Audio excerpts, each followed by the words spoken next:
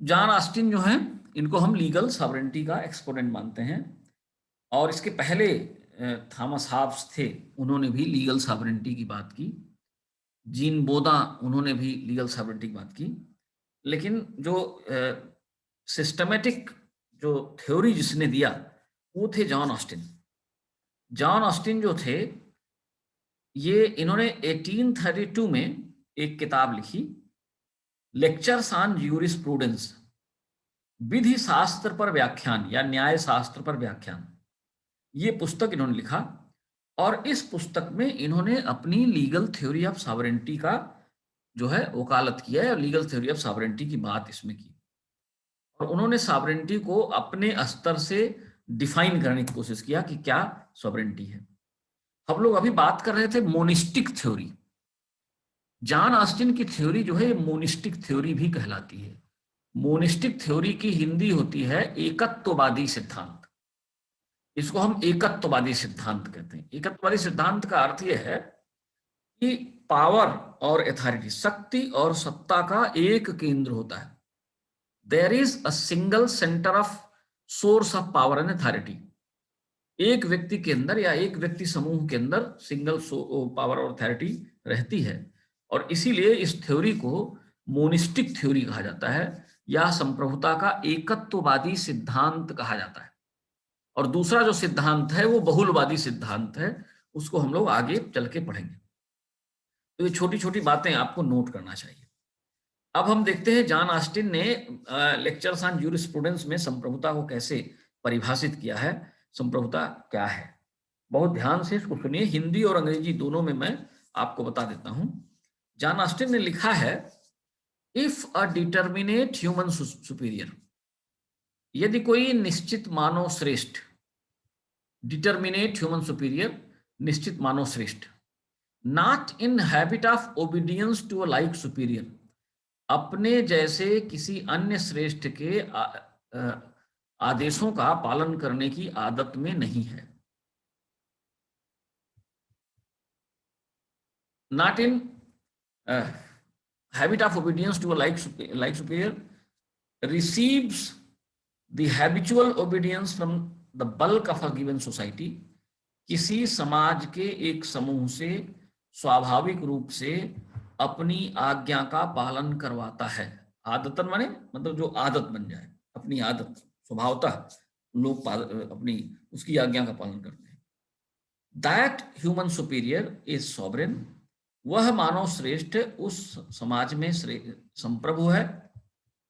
और जिस समाज में वो रहता है वह समाज एक ऐसा समाज है जो पॉलिटिकल है और जो सॉवरेन है, जो राजनीतिक है और जो स्वतंत्र है। ये बेटा, ये मोनिस्टिक थ्योरी ऑफ सॉवरेनिटी है, जिसको जॉन ऑस्टिन ने, संप्रभुता का एकत्ववादी सिद्धांत है, जिसको जॉन ऑस्टिन ने अपनी पुस्तक लेक्चर्स ऑन ज्यूरिस्प्रूडेंस या न्याय शास्त्र पर व्याख्यान नामक पुस्तक में लिखा है। अब इसको हम लोग थोड़ा सा समझने की कोशिश करें। कहते हैं, if a determinate human superior, एक निश्चित मानव श्रेष्ठ। इसका मतलब ये हुआ कि संप्रभुता जो है किसी निश्चित मानव श्रेष्ठ में रहती है। संप्रभुता सर्टेन है, निश्चित है। It is not uncertain, it is a permanent device. एक स्थायी रूप से एक स्थायी तत्व है राज्य का संप्रभुता, और ये एक निश्चित मानव श्रेष्ठ में रहती है। और वो निश्चित मानव श्रेष्ठ कैसा है? वो निश्चित मानव श्रेष्ठ ऐसा है, he is not in a habit of obedience to a like superior, वो अपने जैसे किसी दूसरे श्रेष्ठ की आज्ञा का पालन नहीं करता है। या दूसरे शब्दों में कह सकते हो कि कोई भी समाज में अन्य ऐसी संस्था नहीं है जो उसी के समान श्रेष्ठ हो और उसकी आज्ञा के अधीन ना हो, या उसका अपना अलग आदेश चलता हो। फिर आगे कहा गया, दो बात हो गई। पहली बात तो ये कि संप्रभुता निश्चित मानव श्रेष्ठ में रहती है। दूसरी बात यह है कि जो निश्चित मानव श्रेष्ठ है उसके जैसा कोई दूसरा निश्चित मानव श्रेष्ठ समाज में नहीं हो सकता है। वो सिंगल सोर्स है, एकल स्रोत है शक्ति और सत्ता का, अकेला स्रोत है। कोई दूसरा व्यक्ति उसी के जैसा नहीं होता है। कोई दूसरा स्रोत शक्ति और सत्ता का समाज में नहीं हो सकता है। और दूसरी बात क्या है कि वो रिसीव्स द हैबिचुअल ओबीडियंस, लोग स्वभावतः उसकी आज्ञा का पालन करते हैं, अर्थात by nature they are not force to obey the superior. वो सुपीरियर को ओबे करने के लिए उनको जबरदस्ती बलपूर्वक उनसे आज्ञा पालन नहीं कराया जाता है, बल्कि बाई नेचर स्वभावगत तरीके से वो संप्रभु की आज्ञा का पालन करते हैं। तीसरी बात क्या है? He receives habitual obedience from the bulk of a given society. Bulk तो आप जानते हैं, बल्क माने समूह। किसी समाज के समूह से अपनी आज्ञा का पालन करवाता है। तीसरी बात हो गई कि वह जो है किसी समाज के समूह से अपनी आज्ञा का पालन करवाता है, अर्थात जो समाज में रहता है वो सब के सब संप्रभु की आज्ञा के अधीन होते हैं और संप्रभु की आज्ञा का पालन करते हैं। फिर that human superior is sovereign. वो जो ह्यूमन सुपीरियर है उसी को संप्रभु कहा जाता है, उसी मानव श्रेष्ठ को संप्रभु कहा जाता है। और जिस समाज में वो संप्रभु रहता है वो समाज जो है पॉलिटिकली इंडिपेंडेंट समाज है और पॉलिटिकल समाज है। That society is political and that society is independent. तो 5 बातें आपको स्पष्ट रूप से जॉन ऑस्टिन की इस परिभाषा में दिखाई पड़ती हैं। पहली बात है संप्रभुता निश्चित मानव श्रेष्ठ में रहता है, अर्थात सॉवरेंटी इज सर्टेन, संप्रभुता निश्चित है। जो और दूसरी चीज, वह किसी की आज्ञा के अधीन नहीं है, अर्थात समाज में कोई दूसरी ऐसी शक्ति या सत्ता नहीं है जो उसकी आज्ञा के ऊपर हो, उसके कानून के ऊपर हो। सब लोग उसके कानून के अधीन रहते हैं। अब तीसरी बात यह है कि जो लोग जिस समाज में संप्रभु रहता है उस समाज के सभी लोग उसकी आज्ञा का पालन करते हैं, स्वभावतः पालन करते हैं। ऐसा व्यक्ति संप्रभु कहा जाएगा। और जिस समाज में संप्रभु रहता है वह समाज पॉलिटिकल है और इंडिपेंडेंट। तो ये मेरे ख्याल से बात आपको क्लियर हो गई होगी। यदि कोई निश्चित मानव श्रेष्ठ जो स्वाभाविक रूप से किसी अन्य समरूप, समरूप माने जो उसी के बराबर, किसी अन्य समरूप श्रेष्ठ के आदेशों का पालन करने की आदत में नहीं है, किसी समाज के एक समूह से आदतन आज्ञाकारिता प्राप्त करता है, वह मानव श्रेष्ठ उस समाज में संप्रभु है। और जिस समाज में रहता है वह समाज एक ऐसा समाज है जो राजनीतिक है और स्वतंत्र है। तो ये इनकी परिभाषा है और इस परिभाषा के आधार पर जो है इन्होंने संप्रभुता के मोनिस्टिक थ्योरी को डेवलप करने की कोशिश की। अब इसकी विशिष्टताएं क्या है, खासियत क्या है, ये सैलिएंट फीचर्स है। पहली बात क्या है जो हमने अभी पढ़ा, वो बात जो है इसमें हमको बताना है, यानी उसकी उनकी जो परिभाषा है उसकी हम व्याख्या करते हैं। तो व्याख्या कैसे की जाती है? पहली बात, विधि जो है, कानून की विधि जो है श्रेष्ठ की आज्ञा के रूप में परिभाषित किया जाता है। यानी laws are defined as the command of superior. जो कानून समाज में है, जिस कानून के अंदर प्रत्येक व्यक्ति निवास करता है या जिस कानूनों का वो अनुपालन करता है, वो कानून जो है उसी मानव श्रेष्ठ की आज्ञा का परिणाम होता है। यानी whatever the superior commands becomes law. जो कुछ भी वो सुपीरियर कमांड करता है या जो भी आदेश सुपीरियर को द्वारा दिया जाता है, वो आदेश जो है कानून बन जाता है। ऑस्टिन ने आगे अपनी बात को स्पष्ट किया है। वो कहते हैं law is the aggregate of the rules. कानून नियमों का समुच्चय है। समुच्चय समझते हैं ना? समुच्चय का मतलब होता है जिसको एक साथ जोड़ लिया जाए, एक साथ कर लिया जाए, वो समुच्चय है। मतलब बहुत सारे कानून जब इकट्ठा हो जाते हैं, जैसे आप संविधान की बात करते हो, संविधान क्या है? संविधान it is an aggregate of laws. संविधान जो होता है ये कानूनों का समुच्चय होता है, बहुत सारे कानून संविधान में होते हैं। तो ऑस्टिन कहते हैं कि कानून जो है it is the aggregate of rules, बहुत सारे नियमों का समुच्चय है जो व्यक्तियों के द्वारा स्थापित किए जाते हैं, set by men as politically superior. उन व्यक्तियों के द्वारा स्थापित किए जाते हैं कानून जो राजनीतिक रूप से श्रेष्ठ होते हैं, या एक संप्रभु के रूप में प्रजा के लिए कानून स्थापित, मतलब उन लोगों के लिए कानून बनाया जाता है जो लोग पॉलिटिकली प्रजा कहे जाते हैं। मतलब यह है कानून बनाता है सुपीरियर। कानून किसके लिए बनाया जाता है? पॉलिटिकली जो सब्जेक्ट है, जो राजनीतिक रूप से उसकी प्रजा है, उनके लिए वो कानून बनाया जाता है। तो ये बात सिंपल हो गई, इसको आपकी समझ में आ गई होगी बात कि लॉ जो है ये एग्रीगेट होता है, कानूनों का समुच्चय होता है और जो संप्रभु के द्वारा स्थापित किए जाते हैं और उनके द्वारा स्थापित किए जाते हैं, जिनको हम पॉलिटिकली सब्जेक्ट कहते हैं, राजनीतिक रूप से जिनको हम प्रजा कहते हैं। अर्थात जो भी कानून बनता है वो प्रजा के लिए बनता है। अब आप आगे चलते हैं, जो उन्होंने अपनी बात को कहा है, the chief reason for the bulk of a given society rendering habitual obedience to a determinate human superior is the power. अब देखिए सिंपल सा अर्थ समझिए, जॉन ऑस्टिन ने कहा है, लोग उस संप्रभु की आज्ञा का पालन क्यों करते हैं? वाई डू द पीपुल ओबे the command of the superior? Superior की आज्ञा का पालन क्यों करते हैं? क्यों? इसलिए करते हैं बिकॉज इट पजेस पावर। इसके पास ताकत है, संप्रभु के पास ताकत है, to put the compulsion without limit on the subjects and fellow subjects, जो बिना किसी सीमा के, बिना किसी नियंत्रण के आपके ऊपर बंधन लागू कर सकता है। अर्थात आपके आचरण को प्रतिबंधित कर सकता है, बाध्यताएं लागू कर सकता है। कानून क्या है?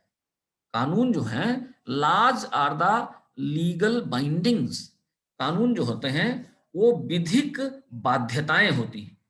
हम कानून का पालन इसलिए करते हैं क्योंकि हमको भय है कि अगर हम पालन नहीं करेंगे तो हमें पनिशमेंट मिलेगा।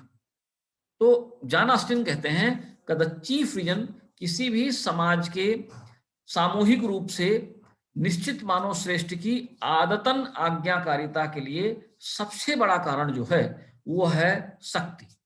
वह शक्ति जो संप्रभु के पास होती है, वह शक्ति जिसके आधार पर वो कानून बनाता है, वह शक्ति जिसके आधार पर वह व्यक्तियों के, समाज में रहने वाले लोगों के आचरण को निश्चित करता है कि कोई व्यक्ति जो है उसके द्वारा बनाए हुए नियमों के बाहर नहीं जा सकता है। No one can violate the laws made by the superior. Superior जो भी कानून बनाता है उस कानून को कोई उल्लंघन नहीं कर सकता है। तो उसके पास क्या अधिकार है? उसके पास अधिकार है किसी भी सीमा के प्रजाजनों पर बाध्यताएं लागू करना। वो बाध्यताएं लागू कर सकता है, प्रतिबंध लागू कर सकता है, वो आपके आचरण को रोक सकता है कि वट एवर यू लाइक, जो कुछ भी आप करना चाहें, यू कैन नॉट डू।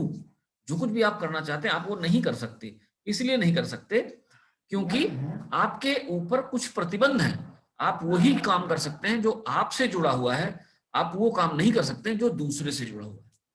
तो जो दूसरे का अधिकार है वो दूसरा करेगा, जो आपका अधिकार वो आप करेंगे।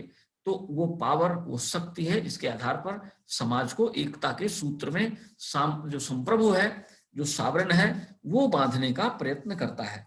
तो ये बाइंडिंग्स हैं जो आपके ऊपर लागू होती हैं। ऑस्टिन के सिद्धांत के निर्धारक, what are the determinants of Austin theory, उनके सिद्धांत के निर्धारक क्या हैं, उसी की व्याख्या हम लोग करते हैं। वो कहते हैं, ऑस्टिन ने जो परिभाषा दी है उस परिभाषा के अनुसार हम उस परिभाषा की व्याख्या करते हैं। वो कहते हैं, इन एवरी स्टेट, हर एक राज्य में, there is a determinate superior. हर एक राज्य में, चाहे जो राज्य हो, वहां पे एक निश्चित मानव श्रेष्ठ होता है। और वो जो मानव श्रेष्ठ होता है उसके पास अधिकार होते हैं, उसके पास सत्ता होती है, उसके पास प्रभाव होता है, उसके पास ऐसे अधिकार होते हैं, ऐसी सत्ता होती है जिसका उपयोग करके वो समाज को नियंत्रण में लाता है, समाज के लिए कानून बनाता है और समाज में कानून को लागू करता है। तो इन एवरी स्टेट, कोई भी राज्य, चाहे वो पॉलिटिकल राज्य हो, पॉलिटिकल और इंडिपेंडेंट सोसाइटी हो, स्वतंत्र समाज हो और राजनीतिक रूप से ऐसा कोई भी समाज हो, ऐसा कोई भी राज्य हो, हर राज्य में एक डिटर्मिनेट सुपीरियर होता है, एक निश्चित मानव श्रेष्ठ होता है। और determinate superior receives the habitual obedience from bulk of its citizens. ये जो निश्चित मानव श्रेष्ठ होता है, यह नागरिकों के समूहों से स्वाभाविक रूप से आज्ञाकारिता प्राप्त करता है।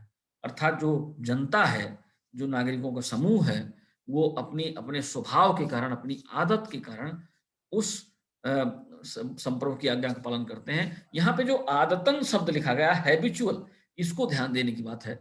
हैबिचुअल का मतलब होता है नॉट बाय फोर्स, बलपूर्वक नहीं, किसी को जबरदस्ती कानून का पालन नहीं कराया जाता है, वो स्वभावतः, it becomes a habit of an individual to obey the command of the superior. ये उनकी आदत बन जाती है कि वो सुपीरियर के कमांड को ओबे करें, सुपीरियर के जो श्रेष्ठ है उसके आदेशों का पालन करें, ये उनकी आदत है। इसीलिए बार बार लिखा गया है स्वभावतः या आदतन। तो ये जो निश्चित मानव श्रेष्ठ है नागरिकों के समूह से स्वाभाविक रूप से आज्ञाकारिता प्राप्त करता है, अर्थात लोग उसकी आज्ञा का पालन करते हैं। तीसरी बात जो उनके सिद्धांत की है वो क्या है? The command of this superior is law. इस श्रेष्ठ व्यक्ति की, इस श्रेष्ठ की जो आज्ञा है वही कानून है। What ever the superior commands becomes law. Superior जो कुछ भी आदेश देता है वो जो है कानून बन जाता है। आगे उनके कथन की व्याख्या क्या है, आगे की व्याख्या क्या है? Without his command there is no law. उसके आदेश के बिना कोई कानून हो ही नहीं सकता। अगर कोई ये सोचे कि कोई अलग कानून बना ले तो उसको कानून के रूप में मान्यता प्रदान नहीं किया जा सकता। No law can exist if it is not has a prior sanction of the superior. अगर सुपीरियर ने इसको पहले से अनुमति या सहमति प्रदान नहीं की है तो कोई भी नियम कानून नहीं बन सकता। तो कानून उसकी आज्ञा है। The power of this superior who is sovereign is indivisible. एक ये भी बात बड़ा महत्वपूर्ण है, इसको देखने वाली है। इस संप्रभु की, इस श्रेष्ठ की जो शक्तियां हैं उनको बांटा नहीं जा सकता। It cannot be divided into different groups. अलग अलग ग्रुप में बांट नहीं सकते। अगर आप बांट देते हैं तो फिर संप्रभुता छिन्न भिन्न हो जाती है, बहुत सारे राज्य का विभाजन हो जाता है, कई टुकड़े में राज्य बट जाता है अगर संप्रभुता बढ़ जाती है। तो power of the superior sovereign is indivisible. उसकी जो सत्ता है, उसकी जो शक्ति है, उसको बांटा नहीं जा सकता। एक और बात उनकी परिभाषा से जो निकल कर आती है वो है power of the superior is absolute. ये निरंकुश है। निरंकुश का अर्थ समझना है। निरंकुश का मतलब होता है nobody can put a check on the power of the sovereign. कोई भी व्यक्ति संप्रभु की शक्तियों पर कोई भी नियंत्रण स्थापित नहीं कर सकता। इस श्रेष्ठ की शक्ति निरपेक्ष है और इसे सीमित नहीं किया जा सकता। तो निरपेक्ष और निरंकुश दोनों एक ही शब्द है। निरपेक्ष का मतलब होता है कि कोई भी, मतलब sovereign owes no legal obedience to anybody in the society. संप्रभु किसी भी व्यक्ति के प्रति जवाबदेह नहीं है, अर्थात कोई व्यक्ति उससे प्रश्न नहीं कर सकता। तो इस तरह से वो संप्रभु सुप्रीम, उसकी शक्तियां सुप्रीम। तो ये जो है उनकी व्याख्या है। मैं एक सरसरी निगाह से सामान्य तौर पे आपको फिर से बता देता हूं। जॉन ऑस्टिन ने जो परिभाषा दी, उनकी परिभाषा से कुछ तत्व निकल के बाहर आते हैं। पहला तत्व है प्रत्येक राज्य में ऐसा राज्य जो राजनीतिक और स्वतंत्र राज्य है, एक निश्चित मानव श्रेष्ठ होता है। यह निश्चित मानव श्रेष्ठ नागरिकों के समूहों से स्वाभाविक रूप से आज्ञा का पालन करवाता है। इस मानव श्रेष्ठ की आज्ञा हुई कानून कहलाती है। उस मानव श्रेष्ठ की आज्ञा के बिना कोई भी कानून अस्तित्व में नहीं आ सकता है। इस मानव श्रेष्ठ की शक्तियां संप्रभु हैं और इनका कभी विभाजन नहीं किया जा सकता है। उसकी शक्तियां निरपेक्ष हैं, असीमित हैं और उसे सीमित नहीं किया जा सकता। तो ये कुछ बातें ऑस्टिन के संप्रभुता सिद्धांत की थी जो आपको सरलता से समझना चाहिए। Interpretation of Austin theory, Austin के सिद्धांत की व्याख्या हम लोग करते हैं। तो ऑस्टिन ने क्या कहा है? पहली बात क्या है, आप अधिकांश बातें वही हैं जो आपने लिखा हुआ है, अब जो आपने पढ़ा हुआ है उसी को हम रिपीट करते हैं। ऑस्टिन के सिद्धांत की व्याख्या, पहली बात है संप्रभुता निर्धारित श्रेष्ठ व्यक्ति या व्यक्तियों के समूह में रहती है। ये बात क्लियर है। Sovereignty resides in a determinate human superior और a group of persons who are superior. एक व्यक्ति या व्यक्तियों के एक श्रेष्ठ समूह, दो चीजें हो सकती हैं। सरकार एक व्यक्ति हो सकता है और सरकार में एक से अधिक लोग भी हो सकते हैं। तो एक व्यक्ति अथवा एक व्यक्ति समूह में संप्रभुता निवास करती है। Sovereignty superior in external and internal affairs, ये चीज आपको ध्यान देना है। ये जो है इंटरनल, आंतरिक मामलों में जो अब आपने पढ़ा कि सिटीजन्स एंड सब्जेक्ट्स, उसके नागरिक, उसके प्रजाजन, अर्थात वो सब के सब उसकी आज्ञा के अधीन है। तो इसका अर्थ क्या है? इसका अर्थ है कि इंटरनली, आंतरिक रूप से जो संप्रभु है वो आंतरिक रूप से सर्वोच्च है और आंतरिक रूप से उसकी शक्तियों का पालन, उसके आदेशों का पालन सभी लोग करते हैं। बाह्य, एक्सटर्नल मतलब बाहर से भी सर्वोच्च है। बाहर का कोई व्यक्ति उसकी शक्तियों को सीमित नहीं कर सकता। अपने राज्य क्षेत्र में उस संप्रभु की शक्तियां असीमित हैं, उसको किसी अन्य व्यक्ति के द्वारा, किसी अन्य राज्य के द्वारा सीमित नहीं किया जा सकता। तो इंटरनली और एक्सटर्नली सॉवरेनिटी सुपीरियर, आंतरिक रूप से और बाह्य रूप से संप्रभुता श्रेष्ठ है। No state can exist in absence of sovereignty. अगर किसी राज्य के पास संप्रभुता नहीं है तो वो राज्य वास्तव में स्वतंत्र और संप्रभु राज्य नहीं कहा जा सकता। कोई भी राज्य राज्य के रूप में अस्तित्व में नहीं आ सकता है अगर वो सॉवरेन नहीं है। इसीलिए मैंने आपसे, जब आपको संप्रभुता पढ़ा रहे तो मैंने आपको बताया था कि Madhya Pradesh can not be a state in political terms. राजनैतिक शब्दावली में हम मध्य प्रदेश को राज्य नहीं कह सकते, क्योंकि मध्य प्रदेश में सरकार है, जनता है, भूमि है, लेकिन संप्रभुता नहीं है। तो संप्रभुता आवश्यक है। संप्रभुता के अभाव में कोई भी राज्य मौजूद नहीं हो सकता। All the laws are the command of sovereign. जितने भी कानून हैं वो सब संप्रभु की आज्ञा है। संप्रभु जो उनको चाहे लिखित रूप से दे या मौखिक रूप से दे। आप जानते हैं कि संविधान में जब कानून बनता है तो एक तो कानून कार्यपालिका बनाती है और दूसरा कानून ऑर्डिनेंस होता है, अध्यादेश होता है। ये अध्यादेश राष्ट्राध्यक्ष की इच्छा पर निर्भर करता है। जब जरूरत पड़े तो वो कोई भी अध्यादेश जारी कर सकता है और वो अध्यादेश कानून के रूप में मान्य हो जाते हैं। तो all the laws are the command of sovereign. सभी कानून संप्रभु की आज्ञा है। Sovereign owes no legal obligation to anyone. संप्रभु जो है किसी के प्रति जवाबदेह नहीं है, किसी के प्रति कोई विधिक दायित्व उसका नहीं है। इसका मतलब ये हुआ कि कोई भी कोर्ट, कोई भी व्यक्ति, कोई भी समूह, कोई भी न्यायालय संप्रभु से प्रश्न नहीं कर सकता है। His actions cannot be questionable. उसके कार्य प्रश्नगत नहीं हो सकते, उसके अधिकारों को प्रश्नगत नहीं किया जा सकता। ठीक है, आपके संविधान में लिखा हुआ है कि राष्ट्रपति और राज्यों के राज्यपाल, उनको किसी भी न्यायालय में उनकी इच्छा के विपरीत गवाह के रूप में नहीं बुलाया जा सकता। उनको किसी भी न्यायिक अधिकरण द्वारा पनिशमेंट नहीं दिया जा सकता। क्यों? क्योंकि वो सुप्रीम है, ला कानून नहीं निकलती है। तो संप्रभु का कोई कानूनी दायित्व तो नहीं है। Sovereign power can not B divided. संप्रभु की सत्ता को विभाजित नहीं किया जा सकता। ये भी हम लोगों ने पढ़ लिया। अब ये जो आपने पहले संप्रभुता की विशेषताएं पढ़ी थी, वही विशेषताएं ऑस्टिन के संप्रभुता सिद्धांत की भी हैं। जैसे पहले आपने पढ़ा था कि संप्रभुता मौलिक है। मौलिक का मतलब होता है, मौलिक वो चीज होता है जिसको हम कहीं दूसरी जगह से ना लाएं, जो आपके अंदर या आपके द्वारा खुद उत्पन्न की गई हो, तो संप्रभुता मौलिक है। It has not been derived from anywhere else.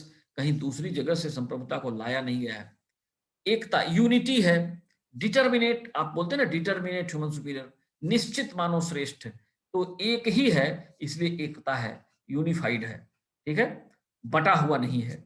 निरंकुशता, absoluteness, इसकी बात भी हमने आपसे किया है। और संप्रभुता निरंकुश है, ये आप सभी जानते हैं। निरंकुश का अर्थ होता है, निरंकुश का अर्थ होता है कि उसके ऊपर कोई नियंत्रण स्थापित ना किया जाए, सर्वोच्च हो।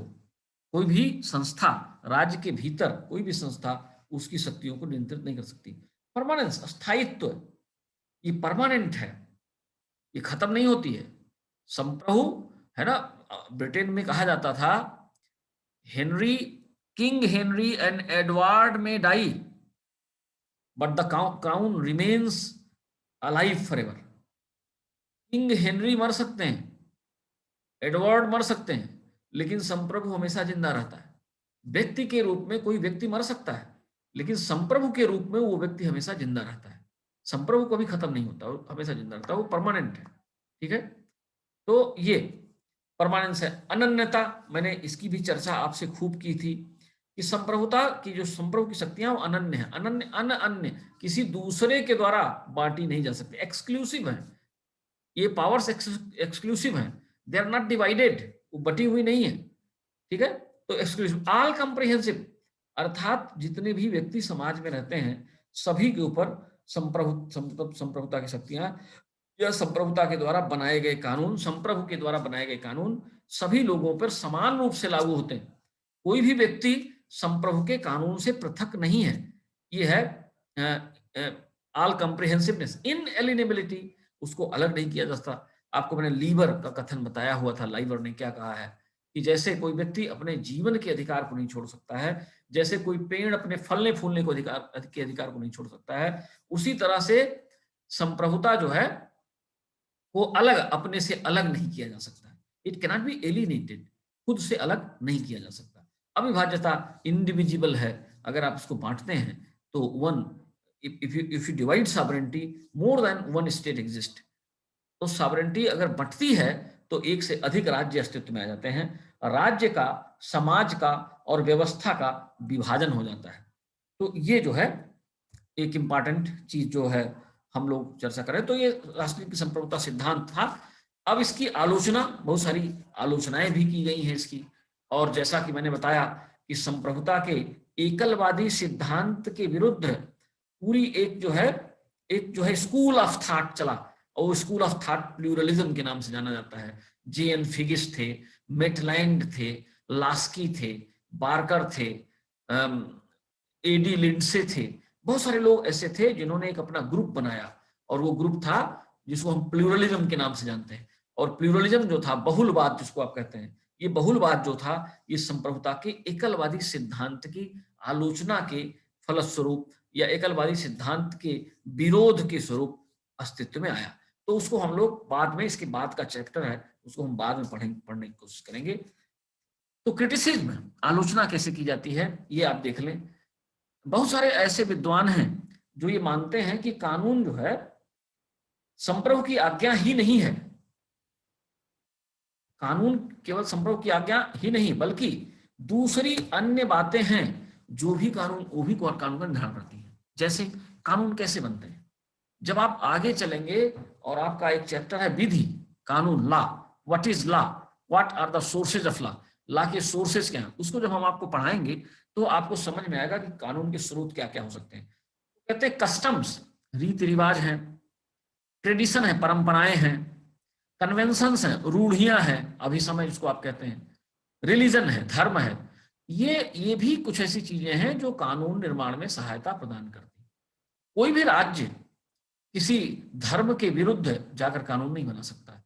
आप देखते हैं भारत में हिंदू विवाह अधिनियम है, कानून है, भारत में मुस्लिम विधि है, ठीक है।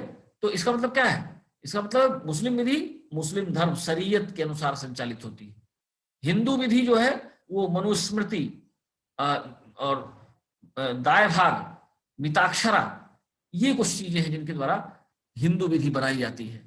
तो कहने का मतलब यह है, जो आलोचक हैं वो कहते हैं कि power of sovereign is not supreme, it is limited by customs, it is limited by traditions, it is limited by conventions, it is limited by religion. वो कहते हैं कानून संप्रभु की आज्ञा ही नहीं है कि संप्रभु ने आज्ञा दे दिया और कानून बन गया।